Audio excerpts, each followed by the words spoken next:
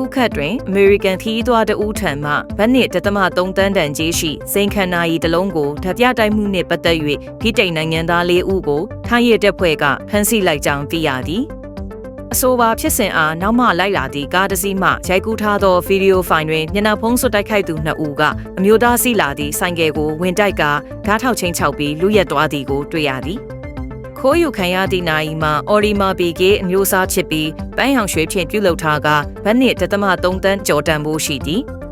ဆုံးဖြတ်ထားသောဓာပြထွက်ပြေးရာကားမှမှုပင်စေးပညာဆိုင်ရာထောက်ထားများနှင့်ဒေတာရင်းမှ CCTV မှတ်တမ်းများကိုအသုံးပြု၍ရဲတပ်ဖွဲ့ကတည်မြန်စွာစုံစမ်းထောက်လှမ်းခဲ့ပြီးတန်တရားရှိသူများကိုစိန်ခံဗီလာတစ်ခုတွင်ရှာဖွေတွေ့ရှိခဲ့သည်